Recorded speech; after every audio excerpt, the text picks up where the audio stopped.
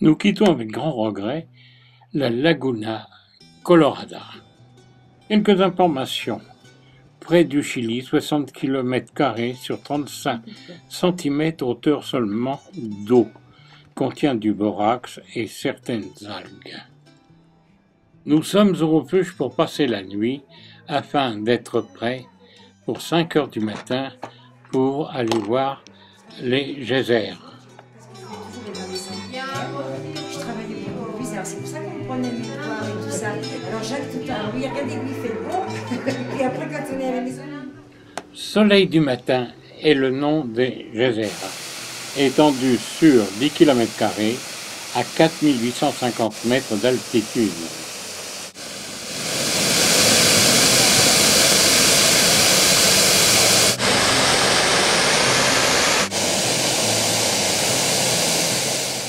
Les jets émettent jusqu'à des hauteurs jusqu'à 50 mètres à 200 degrés centigrades. C'est du jamais vu, encore une fois, ça.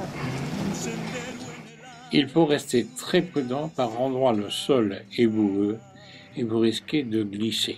Et qu'arriverait-il après? Je n'en sais rien.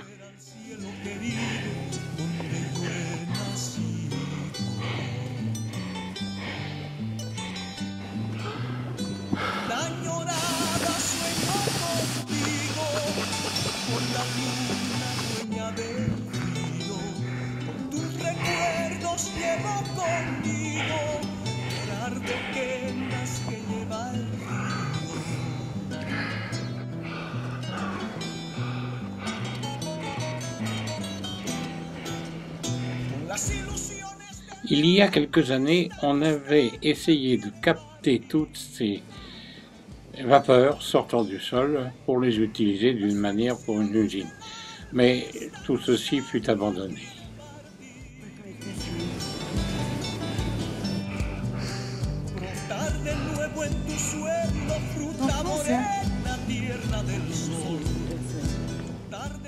Photo, nous sommes dans le désert de Dali.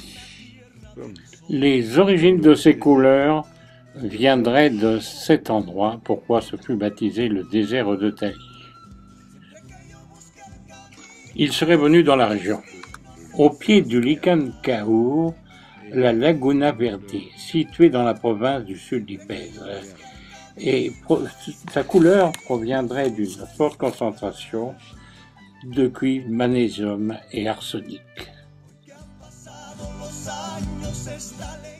Quelques heures et au-dessus de cette montagne, ce volcan, le Licancaur, vous êtes tout simplement au Chili. En redescendant, nous ferons un petit arrêt près du lac Salé, où des gens profitent de se baigner dans une eau à 40 degrés centigrades.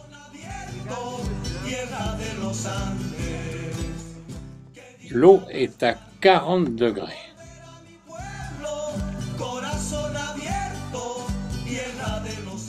Nous aurions bien pris un bain de pied, mais à cette altitude, se déchausser et se rechausser n'est pas toujours facile. L'activité des pierres. Une fois de plus, le temps, les événements ont sculpté ces pierres.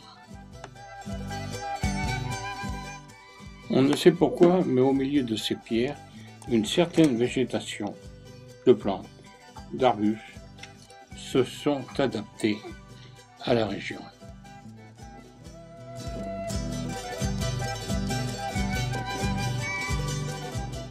Souvent, la nature est surprenante, on ne cessera de vouloir le dire et de le répéter. Et ces lamas ont la chance de pouvoir se nourrir dans cette végétation. En contrebas de la route, on rencontre parfois certains villages aujourd'hui abandonnés. Un canyon et croisé un autobus. En contrebas, une ancienne où est-elle encore en activité une voie de chemin de fer. Et nous sommes à Potosí, ce qui veut dire le tonnerre. Soyons patients, les visiteurs sont nombreux au palais de la Moneda. Pour à 4824 mètres, regardez le visage de ces enfants épanouis. Quant à l'appareil photo, il a bien traversé la planète. Donc nous voici à l'intérieur du palais de la Moneda, devenu un musée, puisque l'on y faisait uniquement poinçonner que de l'argent. Aujourd'hui, les murs sont couverts de tableaux. Vous allez voir différents tableaux. Il y a la copie française, c'est ça, l'école de Potosi. Complet. C'est récupéré d'une église, mais ça nous montre, on ne sait pas exactement pour qui il a été fait. Mais c'est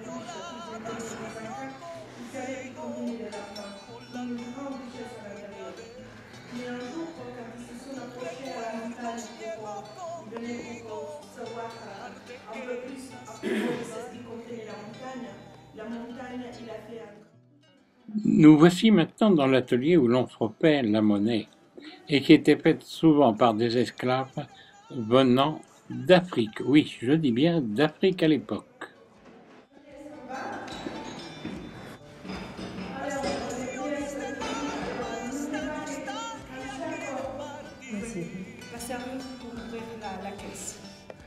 De toute façon, nous sommes bien en Amérique du Sud.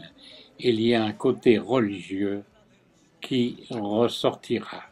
Profitons-en, ouvrons bien les yeux.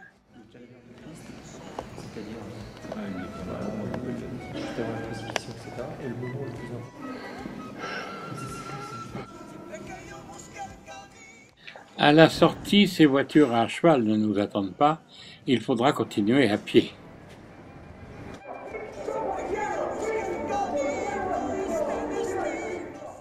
Place du 10 novembre, centre de la ville, qui correspond exactement à l'anniversaire de la ville. Et au centre se trouve une statue, qui est tout simplement la statue de la liberté. Quel plaisir de pouvoir se retrouver, discuter avec son voisin, raconter une histoire, venir se reposer un peu. Et comme dit Annie, on est bien ici. Et c'est vrai. En bordure, il y a la cathédrale.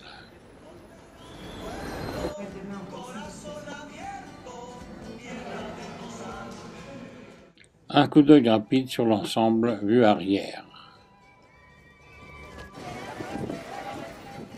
Les rues typiquement espagnoles, avec leurs balcons, entre autres.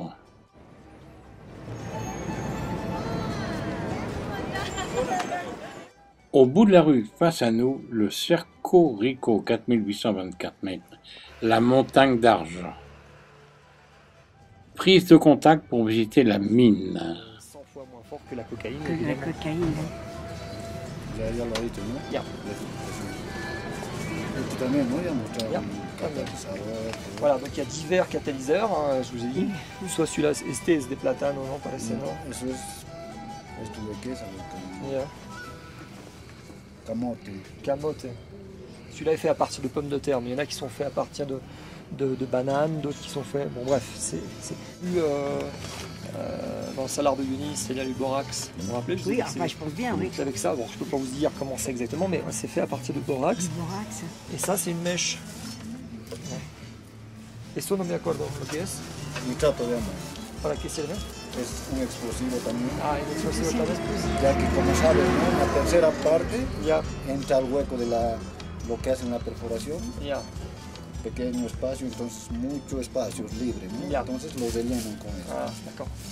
Donc, ça c'est... Comment ça s'appelle? Nitrato de... Nitrato de amor. C'est du nitrate d'ammoniac, d'ammonium. En fait, on fait des grands trous dans la mine, quoi. Et on va rentrer les dynamites. Mais comme la dynamite, il faut éviter qu'il y ait trop d'air autour. On la bourre avec ça, grosso modo. Assis, hein. À l'intérieur. D'accord. Donc moi, la dernière fois où j'y suis allé, ils ont fait sauter 22 dynamites en même temps. Et puis la deuxième qu'on va mettre, 4 minutes. elle sera comme ça. Et puis la troisième qu'on va mettre, elle sera comme ça. Jusqu'à la dernière qu'on va mettre, qui va être comme ça. Et en les allumant au fur et à mesure, elles vont toutes exploser En même temps. en même temps. Après, bon, ils ont l'habitude, ils savent, quoi. Donc voilà la fameuse dynamite qu'on va utiliser. Voilà. Je dois dire que je ne me sens pas très très courageuse, Jacques. Mais enfin, il faut savoir régner de cette personne. France de la Bolivie. Donc, quand les Espagnols ont été renvoyés chez eux, la République bolivienne, a commencé à changer les règles pour les mineurs et pouvoir non plus les transformer en esclaves, mais en propriétaires de leurs mines. La majorité, voilà, et la grosse partie, c'est du zinc. C'est en tenue de mineur que vous rentrerez à l'intérieur de la galerie. Mais attention au chariot, ils ne vous épingleront pas. Quant à la sortie de la mine, on refait un second tri, à savoir s'il n'y a pas encore quelques particules de métal à récupérer. Retournons faire un tour en ville pour observer son animation, ses constructions, que l'on puisse voir un petit peu en détail tout comment la vie peut se dérouler dans ce haut lieu. Maison à balcon de l'époque coloniale, porte ancienne. Église Saint-Augustin.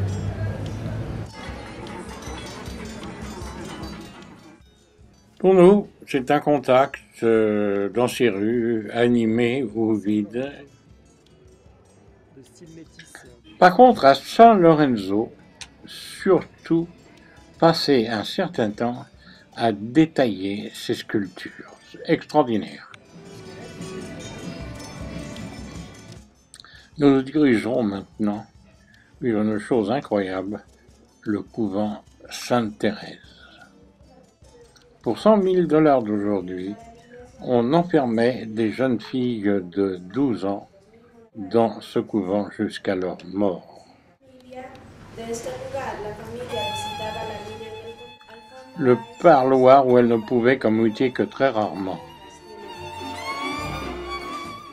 Maintenant, à savoir pour quelle raison mettait-on ces jeunes filles de 12 ans dans ces couvents jusqu'à la fin de leur vie. En tout cas, le couvent est vraiment recouvert d'œuvres extraordinaires. Et c'est dans une fosse commune qu'elles étaient toutes enterrées.